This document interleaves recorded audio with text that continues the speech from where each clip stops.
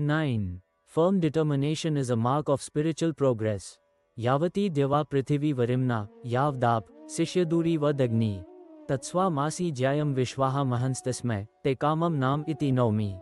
Atharvaved 9, 2, 20. O willpower, you are vaster than the extent of heaven and earth, and the expanse of water, and the spread of fire. You are ever great. I bow to you. The power inherent in will or determination is basically spiritual in nature. When a person shapes his imaginations with the chisel of intellect, cuts through the tangle of their web and converts their multiplicity into singleness, when all imaginations converge into one, only then determination starts to sprout.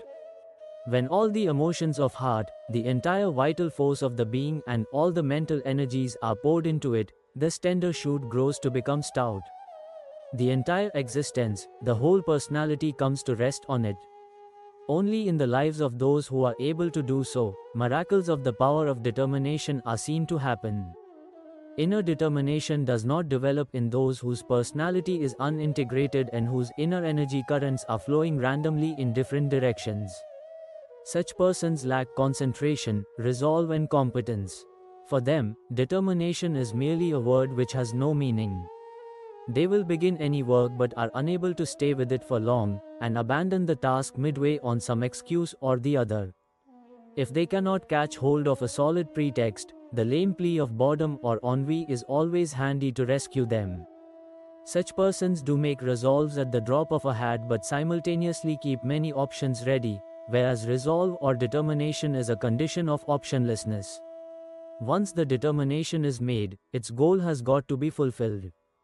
It should become synonymous with life, its whole identity and definition, the alter ego. One has to live for it and die for it, there can be no separate existence. Only in those persons in whose inner depth such complete conviction grows, there is a meaningful and full development of determination. Once we are firmly resolved and make an inner determination to achieve something, we immerse ourselves completely in the task of completing it.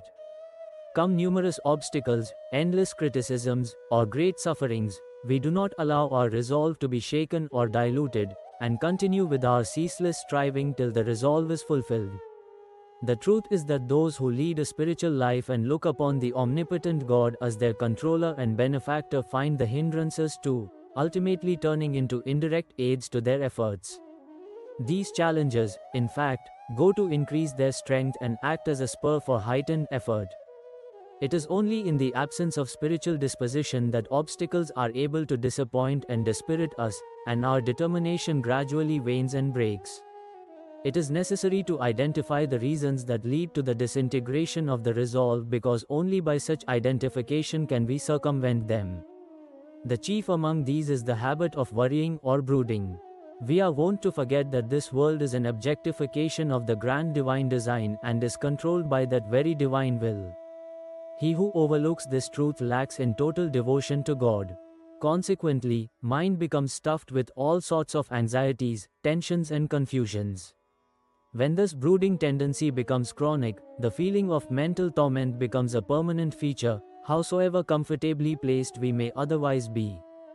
The inner determination of such a person is always weak. Apprehension, doubt, fear and impatience are some of the other factors that enfeeble the resolve by making a person pessimist. The world has a relative existence. Every phenomenon here has both positive and negative aspects, and one can have positive or negative attitude towards any circumstances. If we become adept in optimistic thinking, our inner strengths go on increasing, and so does our determination. On the contrary, if we allow ourselves to remain in the grip of pessimistic thinking only, the power of determination progressively weakens. The counsel of Master Mahashe, a disciple of Sri Ramakrishna Paramahansa, is very pertinent in this connection. Master Mahashe was among the closest disciples of Sri Sri Thakur.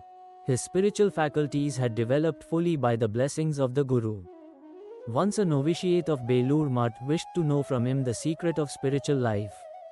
In response, Master Mahashe said, "Listen son, if you have ever to know how much spiritually evolved a person is, examine how much developed his power of determination is." Master Mahashe then proceeded to outline some important guidelines for increasing this power.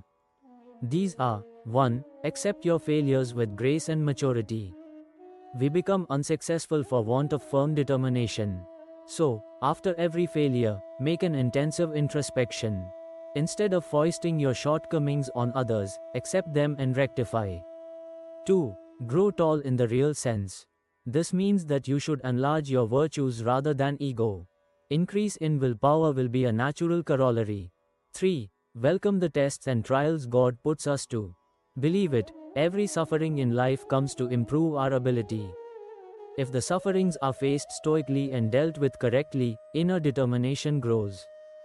4. Learn the proper mode of dealing with antagonists and bad persons. As long as we are in this world, we will have to learn to deal with all kinds of persons, including those who are our opponents and are malicious. Be magnanimous and tolerant in your behavior towards them too. Concern yourself only with the positive aspects of their lives. Keep aloof from the negative ones. 5. Start Tap. It plays a big role in augmenting the power of determination. Regimens of fasting, upvas, tasteless food, aswad, and silence, maun, etc. lead to rapid growth in mental resolve. In this process, there is crucial importance of tender emotions. Those whose emotions are God-oriented, their resolves never remain unfulfilled. 10. Know the essence of tender emotions. Omasteva Vandhuram, Paryachami Ahadamati. Kuvitomasyapamitie. Rigved 10, 119, 5. As the carpenter mends the sitting arena of the chariot, so do I refine my intellect with my pure heart. Have I, indeed, consumed Soma? Tender emotions are the pivot of Jivan Sadhana. All the virtues in life flow from and revolve around them. It is emotions that give the sense of contentment in life. Whatever new heights of development and progress are scaled in disregard of emotions will leave a nagging feeling of emptiness and vacuity. All the acquisitions of wealth, power, respect, and honor fail to give inner satisfaction. The interior always feels thirsty for something else. The lack of emotional warmth makes one feel penurious in the midst of opulence. This is intensely felt by those who have seen their sentiments being crushed to pieces, whose trusts have been betrayed in life, who have longed for some warmth and got none, and who have suffered in silence the agony of repeated emotional blows. Their vacant eyes and throbbing hearts are pointers to the fact that emotional pains dissolve like a slow poison in life. From this poisonous admixture spring innumerable mental disorders. The origin of all psychological ailments lies in hidden, crushed, betrayed and tormented emotions. On the other hand, if there is a proper sprouting of emotions in life and they are nurtured with care and love, miraculous changes are inevitable. Such persons become masters of innumerable virtues and the fragrance of their personalities permeates the whole surrounding. Not only they themselves feel contented but even those in their contact and vicinity find their lives becoming meaningful and joyous. This is so because it is the golden truth of life that where the magnetic force of emotional sensitivity is continual and proportionate, very intense, there is a generation of virtues. Contrariwise, wherever insensitivity grows, there is a matching upsurge of vices and evil tendencies all around. The aspiring minds may want to know how to create tender emotions in life, how to feel emotional contentment? The answer is very simple. The flow of tender emotions increases by expression, but dries up by suppressing. It is a type of wealth which the more you spread around, the richer you become, but a niggardly attitude leaves you a destitute. Hence the seekers of emotional fulfillment are advised that rather than trying to get the warmth of someone else's emotions, they give out their own warm emotions to the needy and the sufferers. The result of this pious and selfless action will be, in all circumstances, highly satisfying. The words of a holy seer in the spiritual life of India, Swami Ramtirth, are very enlightening in this context. Those days he was in America. His personality, a confluence of tap, wisdom and love, had acquired a divine magnetism. Countless number of people rushed to him in distress and returned with a smile. One day a woman came to him. She was a picture of gloom and despondence. Someone had sent her to Swami Ramtirth. Come she had somehow, but was unable to speak anything. Deep depression had made her tongue-tied. For a long moment she remained sitting statue-like, saying nothing. Swami Ramtirth too said nothing to her, only kept gazing at her with compassion in his eyes. This silent shower of compassion and empathy melted the ice of accumulated pain, and it began to pour out of her eyes. She kept weeping and Ramtirth kept looking at her with affection. The panacea of love and understanding gradually enabled her to regain her voice. With tears in her eyes and throat, she narrated her story. Its gist was that after sacrificing everything, money, body, mind, life, she had been betrayed and had got only dejection in return. After patiently listening to her, Ramtirth spoke somberly, "Sister, everyone in this world behaves according to the level of his capability. One's physical, mental, intellectual and emotional capacities bound and circumscribe him and limit his conduct to the available measure.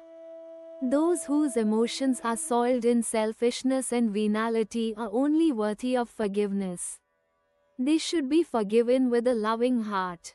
Very helpless are these poor souls. Is it impossible, in that case, to get true love in life?" The woman asked. "No, it is not so," Swami Ramtirth replied.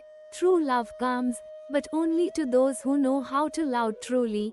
My love was also true," the visitor remonstrated. "No, sister, your love had expectation. Also, there was a poisonous element of lust dissolved in it, whereas true love appears only in the form of selfless service, compassion and reverential faith."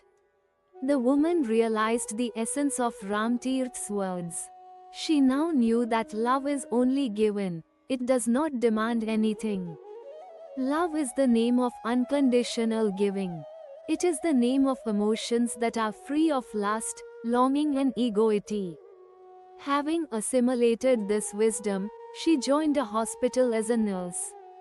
Her emotions found an outlet in selfless service. When, after a long time, she met Swami Ramtirth again, she was a transformed person.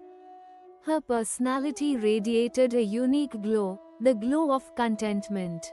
At the same time, she was getting the goodwill of many without asking. The taste of pure love had blessed and satiated her. Really, only they who simply give, and not demand, know the essence of tender emotions. Under the soothing comfort of this effusion grow various qualities of the personality, among which is included enhancement of intellectual capability too. 11. Guidelines for sharpening the intellect. Indra yaste naviya sin girma, mandrama jijant. Chikitvimnasadhi, pratnam tasya pipyushim. Rigved 8, 95, 5. O Supreme Lord of perfect majesty! Bless the one whoever sings new and beautiful encomiums to you with the intellect which is endowed with supreme wisdom and which enlightens the mind. Everyone is desirous of increasing his mental and intellectual capabilities. This craving is more endemic to the student community. Most of them are on the lookout for some formula or technique that may enhance their mental power. It is seen in all spheres of life that the more intelligent are able to make progress and achieve success while the dullards are left behind in the race. This phenomenon has become almost a truism, to the extent that intelligence and success have come to be viewed as synonymous. How may the unintelligent become intelligent? And how can the intelligent ones further increase their brain power? The answers to these questions have never been properly known or learned. The results of research investigations made in this field generally remain unavailable to the common mass of people. Ignorant of the effective tools of intellect development, the majority of people resign themselves to their present mental level, branding it as destiny or fate. But the reality is otherwise. With the grace of God, combined with dedicated human endeavor, worthwhile goal is achievable. But before we embark on this venture, let us be clear about what exactly is meant by intellectual capacity. Most people have a misconception about the true nature and function of the intellect. They identify intelligence with trickery and chicanery of all sorts. For them, being intelligent means an ability to fix things up and grab the desired object by hook or by crook. But those who are aware of the reality know that intellect or buddhi is, in fact, an instrument manifesting as a process of analysis, deliberation and discernment. An application of this process leads to the development of understanding, determination and far-sightedness. Analysis is made of the prevailing circumstances, available facts and the past experience. It helps in giving a right direction to the course. Deliberation means refining the thoughts and imaginations, properly arranging them and giving them a focused orientation. Discernment is the faculty to discriminate between the right and the wrong, the judicious and the injudicious, the true and the false. One in whom all these three dimensions of intellect are harmoniously activated is endowed with an outstanding capacity of understanding. He is able to perform the right action at the right time. He can easily untangle complex issues and situations. His decisions are quick and accurate, and stand the test of time. There is a spontaneous development of farsightedness and perspicacity in him. His clear-sighted, competent mind seldom fails to make correct assessment about the future course of events.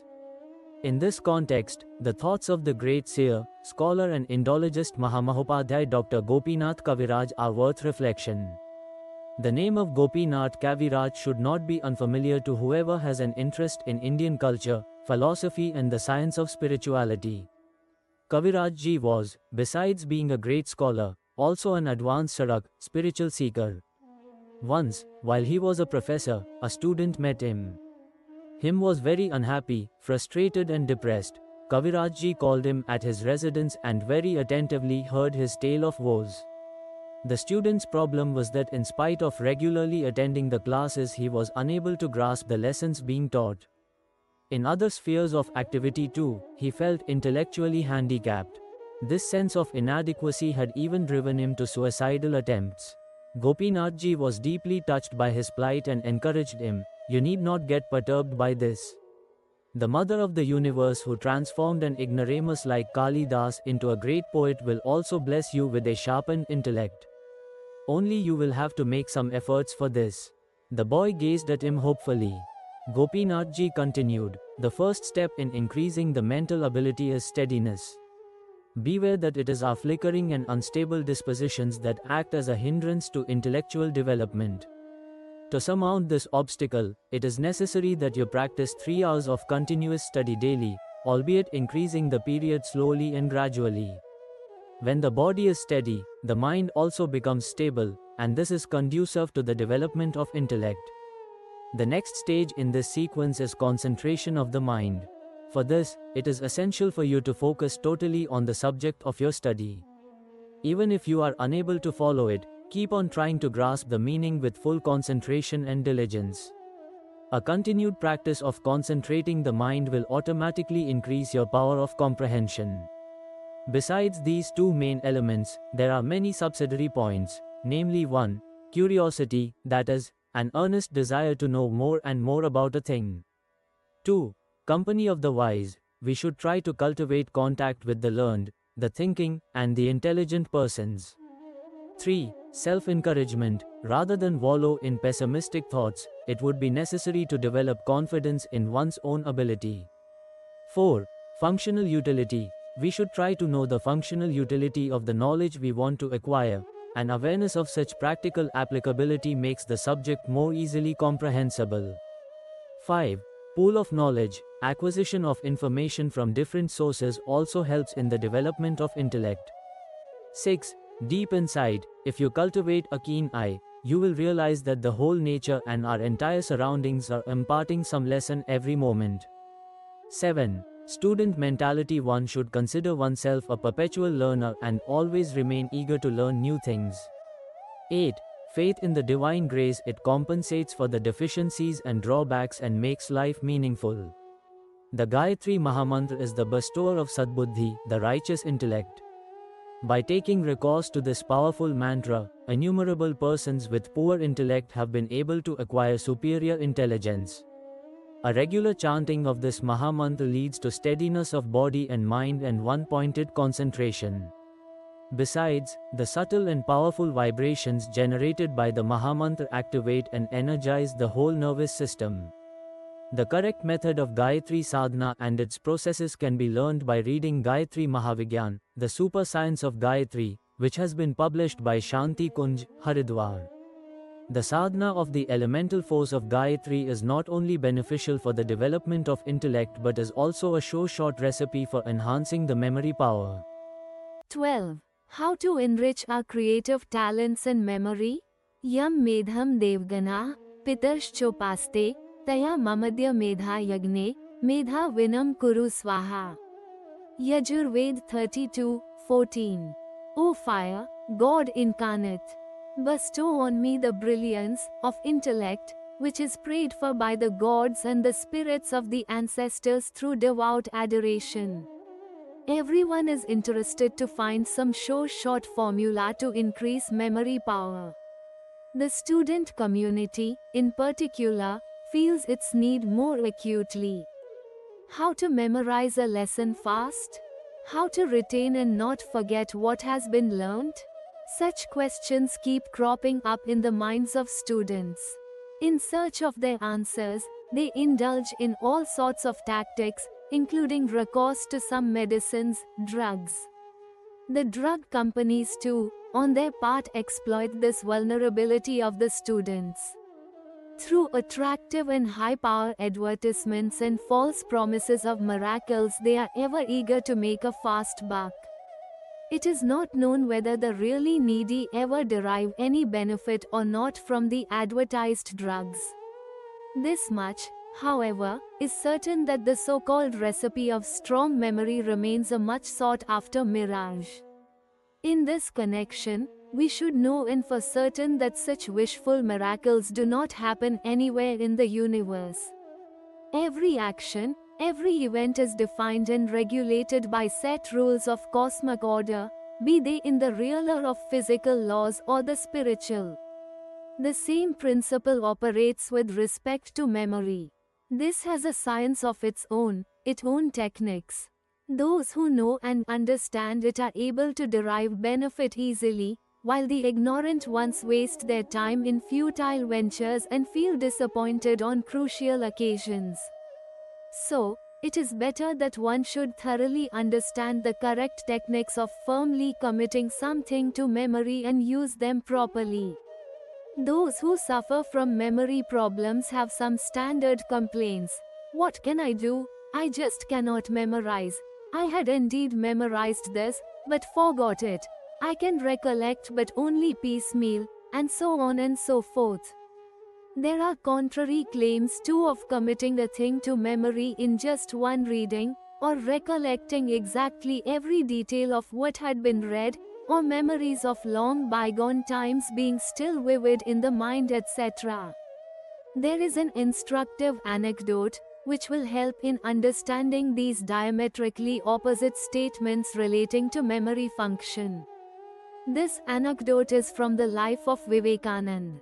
Those days Swamiji was in Pravrajya, ascetical wanderings, within India. He had a Guru Bhai, brother disciple of a common teacher, as companion. A continuous routine of swadhyaya, self-study, satsang, company of the truth seekers, and rigorous tap, austerities, was being followed. Whenever he could lay his hand upon a good book, Vivekananda would not miss reading it. In every new place, his first search was a good library, and when he came across one, he would make full utilization of its treasures. At one place, in course of this Pravrajya, a library impressed him much and he decided to stay at the place for an extended period. His Guru Bhai would fetch for him a variety of books as Sanskrit and English, which the Swamiji would return the next day after reading them. This routine of issuing fresh books daily and quite voluminous ones at that, and receiving the same the very next day perplexed the librarian. He inquired of the Guru Bhai, "Do you take all these books daily only to look over them cursorily? If so, I will show them to you here itself. Why carry so much weight all the way to your place of stay?" Hearing this remark of the librarian, the Guru Bhai replied in all seriousness, "It is not as you think. My Guru Bhai does read these books seriously before returning them." Surprised at this reply, the librarian said, "If it is so, I would very much like to meet the gentleman." The next day, Swamiji met him and said, "Sir, do not be perplexed. I have not only gone through the books, but have also memorized their contents." Having said so, he handed him back some previously issued books and repeated verbatim many important passages from them. For the librarian, this spectacle was nothing short of a miracle. Very humbly, he asked Swamiji the secret of his superhuman memory. Swamiji laughed and said, "There is no miracle or mystery in this. It is simply a technique of mental concentration. This technique has certain stages. The first stage is that whatever is read or listened to should be with a calm, composed and concentrated mind. Indeed, the sense organs are mere doors through which messages are sent to the mind. It is the mind which is the real thing. The more the holding power or capability of the mind, the more the information which can be imprinted on it. In fact, memorizing something or recollecting it is but a mere process, which is called memory, smriti. But the storehouse of memory is talent or intelligence, medha. In each individual, this talent exists in direct proportion to his mental composure, tranquility and concentration. For this very reason, things read, heard or seen in a hurry, or in state of instability, or casually and perfunctorily do not register in the mind. The more clearly and deeply a thing is imprinted on the substratum of mind, the more vivid and detailed its recollection will be. If for some reason, this imprint is not clear in one attempt, the process should be repeated. It will be helpful if the important points are jotted down, since the process of writing, by itself, generates steadiness and concentration. The third important point in connection with memory power is that one should be conceptually clear about the subject or points which are sought to be memorized, because it is easy to retain in memory those facts or events which touch our inner chord. Interest in and aptitude for the subject matter is another important consideration. Again, concentration comes as a matter of course when the topic is of interest to us. In addition to all these, an essential requisite is that our nervous system be stable and strong. Those who lead a regulated and disciplined life are found to have a sharp memory, and they can also absorb information very fast. One cannot lay too much emphasis on the distinct correlation between an orderly and disciplined lifestyle and highly developed and sharpened memory as well as creative abilities. 13. Let creative potentials materialize fully. Manse chetase dhiya, akutaya uchchitye, matya shrutaya chakshushe, vidme havishavayam.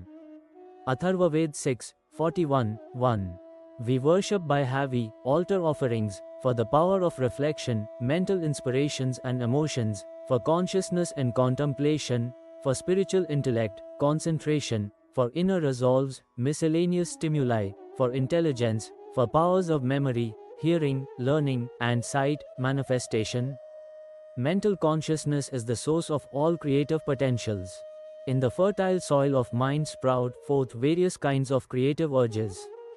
With proper nurturing and nourishment they grow to maturity and make a very impressive impact in the arena of practical life. Such persons are honored by the world as geniuses. They not only bring laurels to themselves but the whole world benefits from their invaluable contributions. It is this secret that lies behind the extraordinary talent of those luminaries whose amazing stories we keep reading in the annals of human civilization. Music, painting, dance, drama, architecture, sculpture, sports, management, researches, all these are multidimensional expressions of human creativity. No form of these expressions is inferior to or lesser than the others. It is simply a matter of priority, skill and distinction. Talent develops any of the creative potentials to a high level. It is the source of all the glories and possessions of the world. Wealth, honor, power, fame, everything flows from this fountainhead of talent. Its absence begets only endless stumbles, rejections and slights. Everyone wants to cultivate proximity to the meritorious, while the meritless is shunned by all. Those who have been able to develop their latent creative potentials are like shining stars in the human firmament. Their extraordinary achievements and glory act as beacons of inspiration for others. People longingly gaze at these luminaries, quite oblivious of the fact that many such potential stars are hidden in their own interiors too. Only, their brightness has to be brought to the fore. Then they too can sparkle and shower their illumination on the world. For this only the potential lying within has to be developed and awakened. But how? I have nothing like this in me, I do not see any distinction in me. One often comes across negative refrains of this type. Such persons are advised to look within once again a little more minutely and deeply, and also objectively. The moment we do it, we will definitely notice something special in us, something that distinguishes us from others and makes us unique. It could be that there exists in us no philosopher or scientist, in whose anticipated uncovering we have been making futile searches and finally got tired. It is possible instead that in some remote corner of our inner space a budding sportsman, or a musician, or a singer may be dimly twinkling but whom we have always overlooked and are paying no heed even today. Remember, there is an inexhaustible store of creative energy in everyone. God is not partial. He has not deprived anyone in this whole creation of His grace. Believe it, you are unique in yourself, and this uniqueness is the creative potential which always yearns inside you for release. This yearning is the originality of our lives. Only, it has to be awakened, developed and properly channelized. To the souls who are immersed in dejection, an anecdotal story of Sri Aurobindo Ashram, Pondicherry will be inspiring. Those days the head of the ashram was Sri Ma, the mother, herself. The selection of the students of the ashram school was made by her, which she did with her inner vision. It is well known that the mode of education there is quite different from the normal pattern obtaining elsewhere. Teachers live there as companions of students and nurture the latter's potentialities. In one particular batch, a student was very indisciplined and mischievous, and had made all the teachers an exasperated lot. The matter was finally reported to Sri Ma. After hearing everything, the mother smiled and said, "You people could not recognize the real potential of the boy. There is a painter hidden in him. We have to bring that to the surface." The teachers asked, "Mother, how should one recognize one's creative potential and develop it?" The mother said, "Its method is very simple. There is, of course, a sea of potentialities latent in everybody, but there is also something special or exceptional among that. This very exceptional entity is the originality or unique talent of the person which subconsciously goads and stimulates him again and again. This could be music, painting, science, or any other thing. To recognize it, we should try to perceive the subtle sensations arising in the inner mind. Once this potentiality has been perceived, practical steps should be taken for its nurturing. If someone, for example, has a natural flair for writing, he should not kill the emerging waves of thoughts, ideas or emotions in him. He should keep a diary with him and note them down.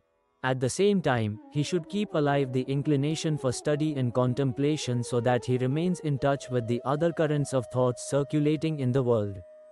He should also earmark a time for writing regularly so as to give effective expression to his budding talent. It is likely that this expression may not be very good in the beginning, but with time, it will improve and gain maturity. This process applies to other fields too. For the right and meaningful expression of these creative potentials, it is also necessary that the direction of creative thinking be fixed too.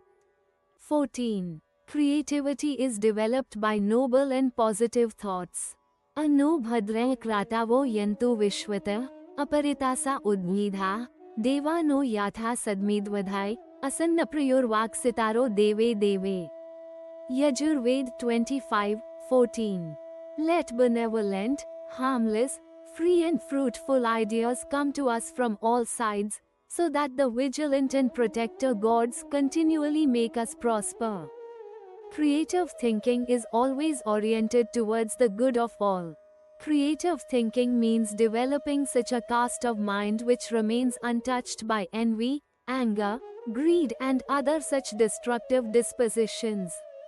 Only a mind pulsating with positive emotions of joy, goodwill, equality, peace and forgiveness is the creative mind, because only in such a mind the creative impulses are at their peak. Not only this, even the physical health does not remain unaffected by its beneficial effects. The mind casts a direct impact upon our nervous system and the various organs of the body. Even the surroundings are affected by one's mental state. The emanating thought currents are potent enough to influence them. If the mind is pure, refined and energetic, creative thinking reaches such an exalted level that its effect may endure for centuries. Great personages have been able to inspire and induce great changes in the world on the strength of their powerful cast of mind. Remember, thoughts are shot from the mind like boomerangs. After piercing the target, they come back to the person generating those thoughts.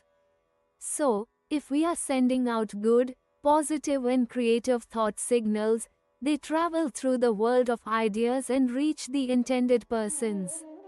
These thought signals return to us carrying with them the blessings, goodwill and greetings of the people and make us feel inspired, elated and encouraged.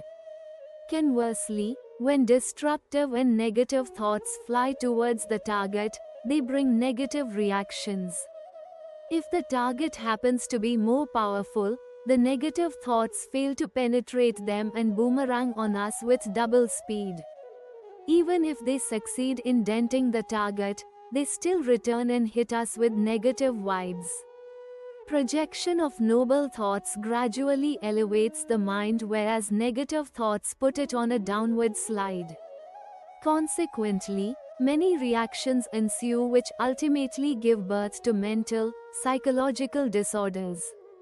Experts of Ayurveda see a direct link between the Nadi system and the mind. If our thoughts are pure, the Nadis, nerve channels, open up and there is free flow of vital energy through them, whereas their functioning becomes unbalanced under the impact of impure thoughts. This inharmony in the flow of vital airs disrupts and destabilizes even normal physiological functions, and the body falls prey to many diseases.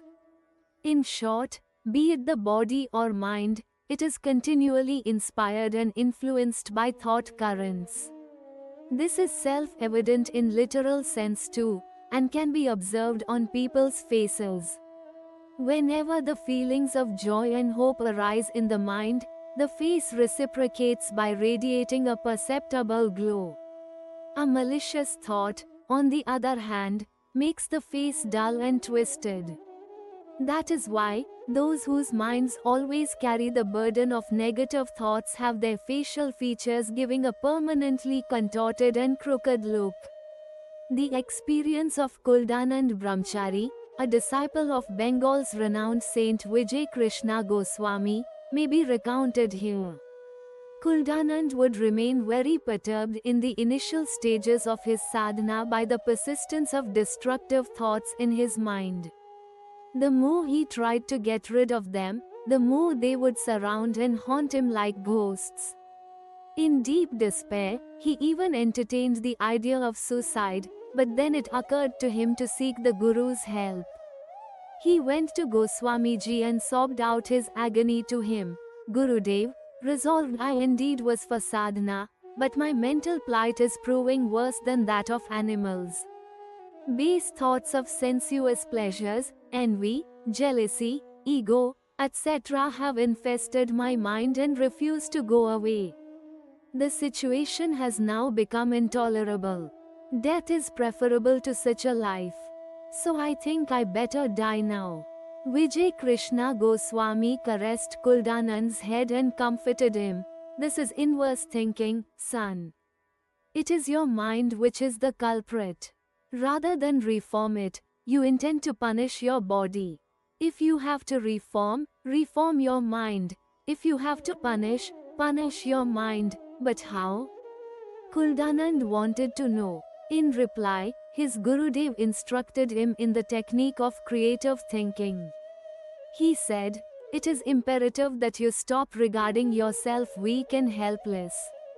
You have to believe that you are an ansh, spark, of the effulgent divine. His cosmic consciousness is flowing inside you.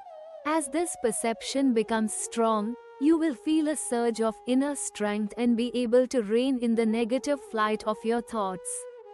This is the first step in the direction of creative thinking. To make this check on the mind effective and enduring, you will have to forsake the tendency to find justifications and pretexts such as the hand of fate or destiny. Whenever negative thoughts arise to tighten this grip over the mind, brush them aside with firm determination. The second step is replacement. After driving out negative thoughts, they should be replaced by noble and pious thoughts. This could be in the form of remembrance of some personal deity or guru. The third stage is refinement. When the process of replacement is made continuous, refinement begins automatically. One more thing to be kept in mind is that we should not remain immersed in the unpleasant thoughts of the past. Everything negative, negative events, negative deeds must be released out of the psyche. The sooner, the better. Just contemplate on the real identity of yourself with the intrinsic feeling focused on becoming pure, enlightened and liberated. Simultaneously, unconditionally offer yourself to the divine. This process imparts sharpness to creative thinking. To accelerate the process of this sublimation, do not forget to embrace high ideals in your life. 15. Embrace high ideals, achieve excellence. Urdhvo na pahyam mahsoni ketuna, vishwam samatrina dah, kadhi na urdhvam cha rathaye jivase, vida deveshu no duvha. Rigved 1, 36:14. O fire God, you are the most exalted. Save us from sinning by the light of knowledge. Burn to ashes all our selfishness. Endow us with excellence for progress and happy life. Make us worthy of honor by the gods.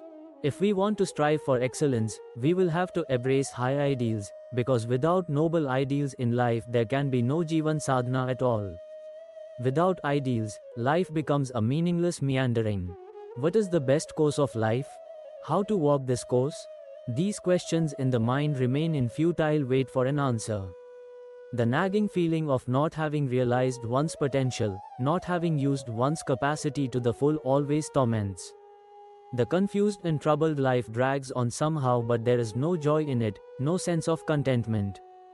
To experience the joy of living, presence of an ideal is essential in life. This ideal could be anything: a pious thought, pious emotion, or some pious and exalted personality. All the three are equally effective. Any of these can be chosen in accordance with one's aim in life, mentality, taste and circumstances. But whatever be the selection, one must have the courage to efface oneself at this altar.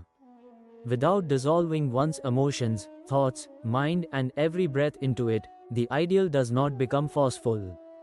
Those in whose lives inspirations arose, sensibilities grew and blessings poured had all merged their entire beings in their ideals, albeit in varying ways. Mahatma Gandhi, for example, had chosen Srimad Bhagavad Gita as his ideal and would call it Gita Mata, Mother Gita. Vinoba Bhave called it Gitaye. The noble and profound thoughts of the Gita were the guiding principles of both great men. The path of their lives was Nishkama Karma, selfless action, which they had named Anashakti Yog, Yog sans attachment. Their love for the Gita was so deep that they used to say, as a mother nourishes her child with her milk, so do I receive nourishment from the thought feeding by Gita Mata. Whenever I am in a fix, the Gita Mata comes to my aid and shows me the right way. For Chandrasekhar Azad and Bhagat Singh, love for the nation had become the supreme ideal. They had merged all their feelings and thoughts, and every breath of life in it. Mother India was everything for them, the raison d'etre of their existence. They lived for Mother India, fought every moment for her, and died for her. By making this pious emotion their ideal, Bhagat Singh and Chandrasekhar Azad could make their lives meaningful, contented and great. Like pious thoughts and pious emotions, a pious and noble personality too could be adopted as the ideal. It is not essential that he exists physically, because noble personalities are no less inspiring and effective in their unembodied existence than they were in their corporeal forms, nay, even more so, because their austere lifestyle increases these capacities manifold. During the freedom movement of India, many youth plunged themselves in the service of the nation with Swami Vivekananda as their ideal. Many others did so for serving the people in general. The Ramakrishna Mission is a living monument of the collective identity of these very persons. It is to be borne in mind that those who embraced Vivekananda as ideal did not stop at merely chanting his name, but boldly proceeded to mold their lives after him. This indeed is the real meaning of an ideal, crafting of thoughts in the ideal's mold, embracing the values of life in conformity with that, and adoption of a pious lifestyle accordingly. These criteria constitute the touchstone of love for the accepted ideal of life. One has to come out with flying colors, whatever be the price, howsoever great be the suffering. In the present age, there is the pious ideal of Yogrishi Param Pujya Gurudev before us all. His sparkling tapasvi life, the supremely high level of Jivan Sadhana, the spirit of sacrifice for the country, and the Dharma, law of righteousness, could easily be the ideal for anybody, and it has indeed been so. Millions of persons inside the country and outside, thinkers and intellectuals, the devout and the emotional, the young and the old, and even teenagers have embraced him as an ideal, and are sincerely endeavoring to lead their lives in accordance with the standards set by him. Included among them are also many who are presently reading these lines. Those who are already pursuing the way of life as exemplified by Param Pujya Gurudev, and also those who are yet to start their Jivan Sadhana can move forward in this direction. They have only to follow the regimen as any idealist is required to do. The steps in this regard are: 1. To read about one's chosen ideal personality, that is, Yogrishi Gurudev, and contemplate deeply on every aspect of his life. 2. To establish deep emotional bond with the ideal person, such as Gurudev. This is achieved by regular contemplation. 3. To remain dedicated to the values of tap, sacrifice, altruist service and love for the nation as demonstrated by him.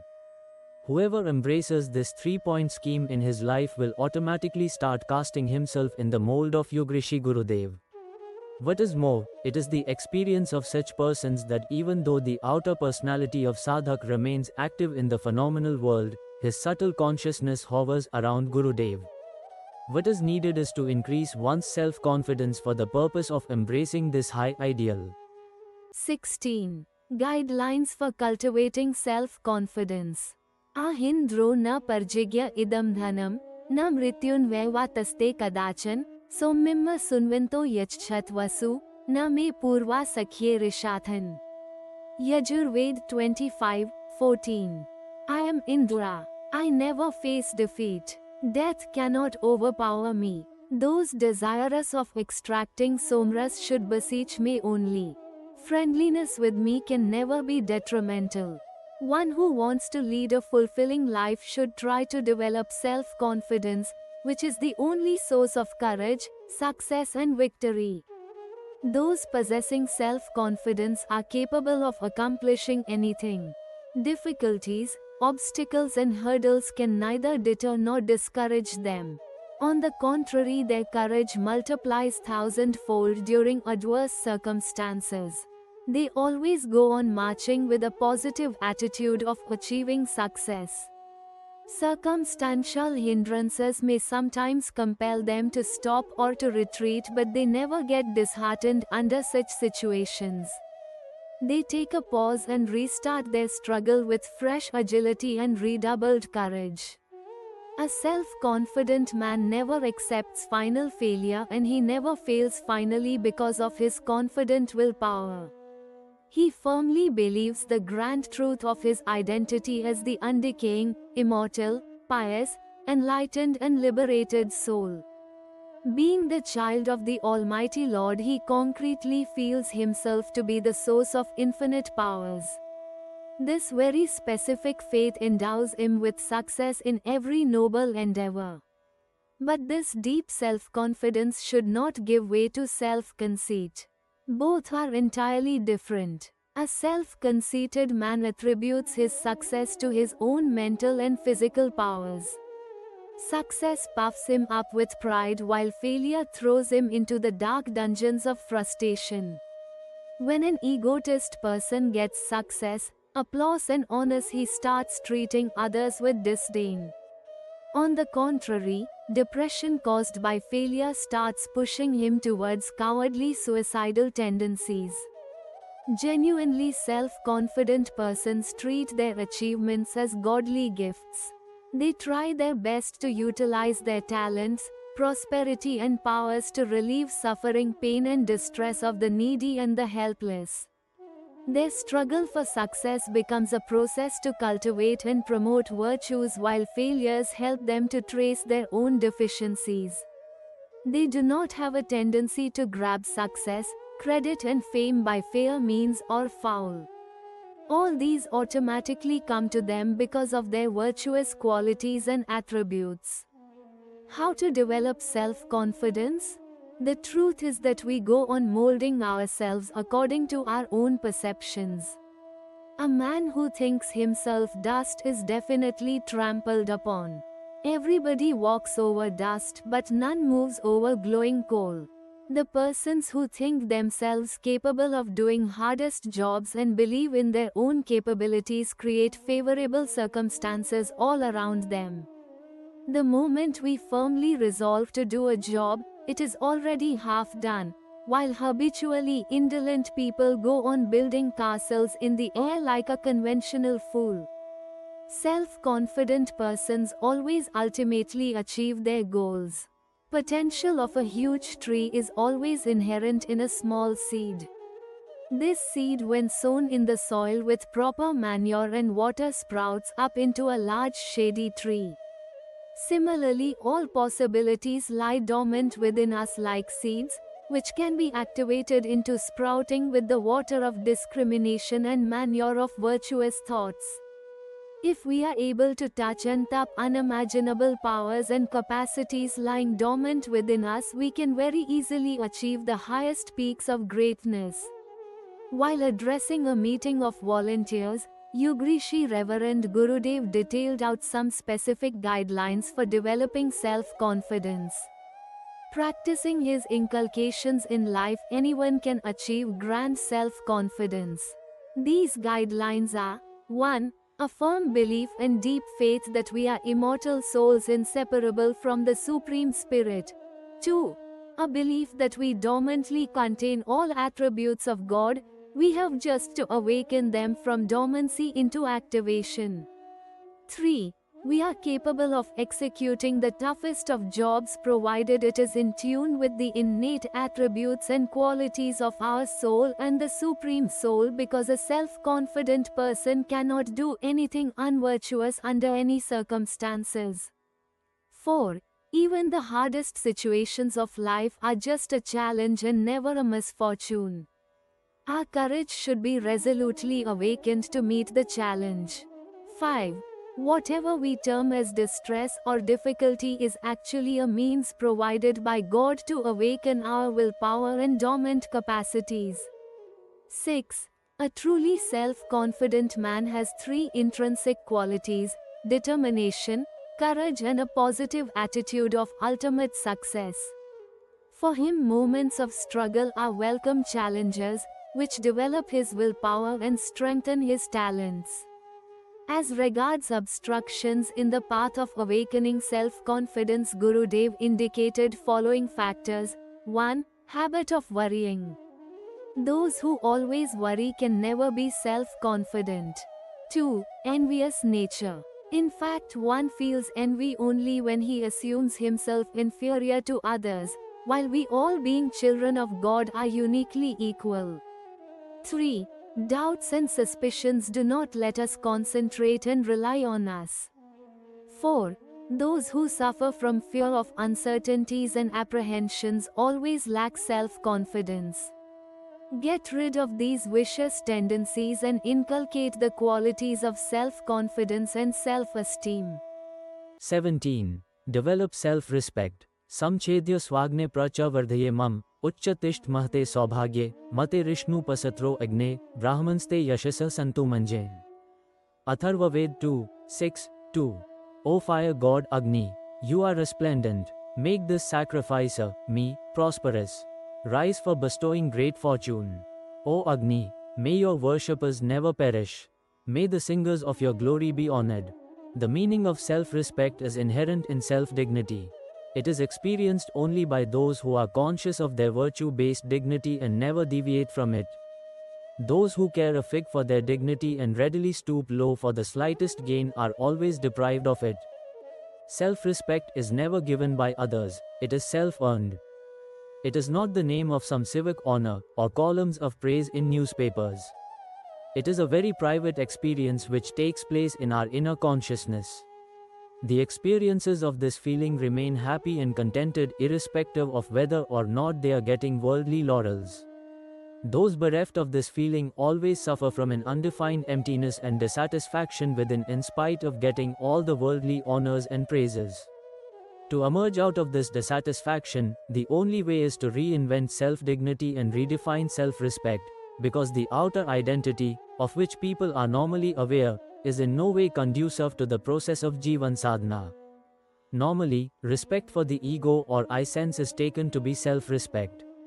Even the smallest slight to the ego is deemed a blow to self-respect. This being so, it is but natural for a self-respecting person to avoid any such activity as will hurt his ego.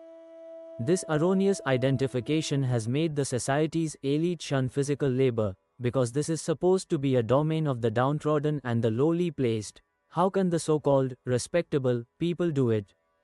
From the overlap of ego and self-respect have sprung many evil practices in the realms of individual and social lives. Man is so deeply immersed in false sense of ego regarding caste, clan and lineage that he has detached himself from normal human values and behavior. In trifling matters his ego gets hurt, and he is bent upon punishing the offender.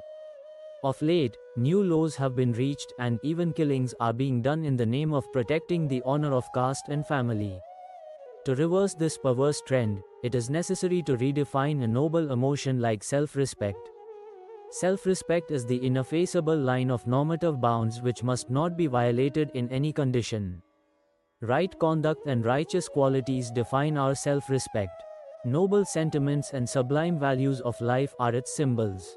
Their correct awareness, unshakable faith in them, and full alertness about the inviolability of their norms exemplify our self-respect. If we act accordingly, we feel honored in ourselves and experience an exhilarating pride within, while a converse behavior drags us into the gloom of self-pity and remorse. There are many events in the life of Yugrishi Pujya Gurudev which make the essential meaning of this truth evident. The incident being mentioned here is of his Mathura days. Gayatri Tapobhumi had come into existence. Gurudev along with Vandaniya Mataji regularly participated in the morning yagya. That day also when he reached for yagya at the appointed time, his eyes fell on dogs' excreta lying near the Tapobhumi gate. The passers-by were making their way around it. He observed this proceeding silently for a few minutes. Then without saying anything to anybody he moved towards the gate and before others could react, he had cleaned the excreta and washed the place thoroughly. After this, he went for bath and having made himself clean and pure again returned to the Yagyashala. Those who were witness to all this felt awkward. Why did Gurudev have to do this work himself? He could have told a cleaning staff or some worker. Such thoughts arose in many minds, but none was bold enough to mention this to him. Gurudev, of course, in his inner vision was aware of these thoughts passing through their minds. After Purnahuti, concluding offering of oblation, he addressed them, Gayatri Tapobhumi is the holy seat of Mother Gayatri. It is home to all of us. Its cleanliness is also the duty of us all. We will live in it but somebody else clean it? What could be more shameful than this? Having said this, Gurudev looked at those present and continued, to clean excreta is a matter of self-respect for me. Loss in self-respect comes from tolerating filth and looking up to others for its removal. He warned on this occasion that self-respect increases by inculcation of the attributes required for self-development. By neglecting these attributes, we can only become hypocritic egoists. The sense of self-respect comes to those who serve the needy, give comfort to others and whose hearts are brimming with noble sentiments. Ask yourself daily how much you have moved forward in this direction today. This continued introspection and self-evaluation vis-a-vis inner qualities will lead to the emergence of true self-respect. 18. Development of virtues, the only touchstone for self-evaluation. Yatha maksh idam madhu nyanjti madhavadhi, ev me ushvina varchastejo balomojascha dhriyatam. Atharva Ved 9, 1, 17. As the honey bees add freshly collected honey to the previous accumulation, even so O Ashwini Devas. May knowledge, brilliance, strength and power abide in me, my virtues be continually augmented. We should continually engage in evaluating ourselves to see what is the pace of the development of virtuous qualities in our lives, because only this is the true touchstone of Jivan Sadhana. The speed with which virtues grow in us also determines the speed with which our Jivan Sadhana sharpens and matures, our inner strengths awaken, our life progresses towards success and prosperity, glory and fame reverberate in the arena of life, a refreshing new surge of promise, verve and enthusiasm is felt, and every nook of our inner being is filled with the fragrance of joy and contentment. But all this will happen only by enrichment of virtues and by the meaningful pursuit of Jivan Sadhana. Worldly people evaluate themselves on the touchstone of wealth and luxuries rather than virtues. For them, success, honor and power are everything irrespective of how and through what unjust means these have been acquired. They consider cunningness, chicanery, deception and flattery as valid means of success and are ignorant of the true art and joy of life. It is the concretely experienced truth of those who are privy to the mystical essence of life that worthwhile successes are always the result of tap and punya, virtuous deeds, whether done recently or in some remote past. Maybe, we have forgotten the past now, but it does not matter. Vibrations set in motion by an action never perish. Energy is indestructible, its manifest forms keep on changing though. Good and bad actions both bear certain fruits. Good actions are the field expressions of our virtues and bad actions of vices. These action seeds may, however, take time to fructify. This time lag depends on the germinating potential of the action seed as well as fertility of the soil of inner consciousness. But in their due time, good and bad results, as the case may, are a certainty.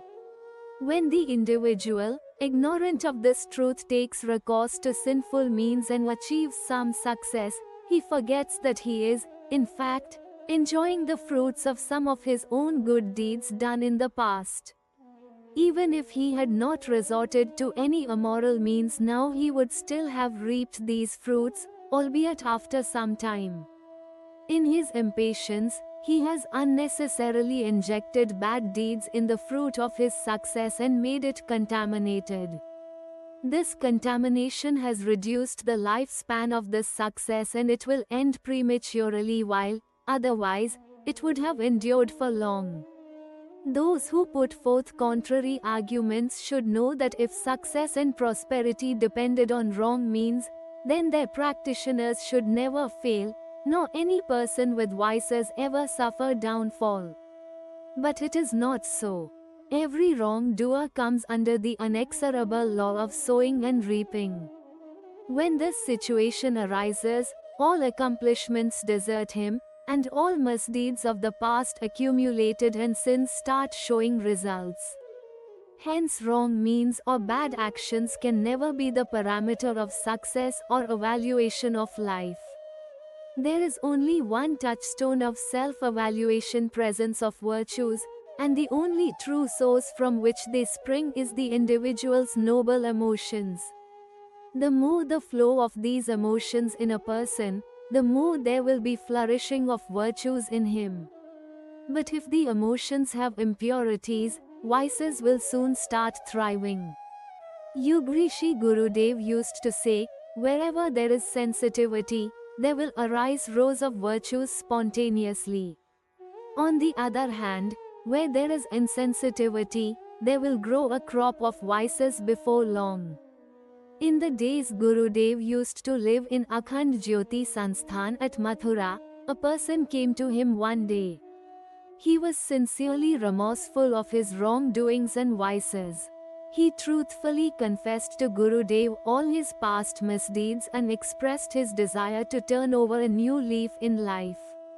But he did not know where and how to begin, and how could he know whether or not he was reforming? Gurudev replied very affectionately, "Son, if you want to be a good man, render selfless service to somebody daily without any expectation. Selfless service breaks the bonds of the ego and generates pious sentiments." Daily regimen of selfless service sounded difficult to the man. He pleaded, "Gurudev, I have large-scale business dealings which keep me very busy. It is possible that I may not find time daily for such service. In that case," Gurudev advised, "you pray to God for somebody. But this prayer should be honest, guileless and selfless. It should be your conscious attempt that you are able to pray even for the one who is your antagonist. This selfless prayer too will promote the growth of virtuous qualities in you."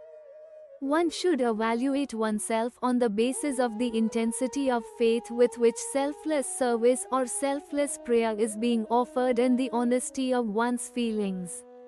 Elimination of insensitivity and enrichment of emphatic sensitivities are the true criteria on which one can test oneself, because it is sensitivities or emotions that are the wellspring of austere life and virtuous deeds. Noble emotions and noble deeds ultimately make a man successful in all his righteous pursuits. Keep testing yourself on this standard, and after every success do not forget to ask, "Success, but is it through righteous means?"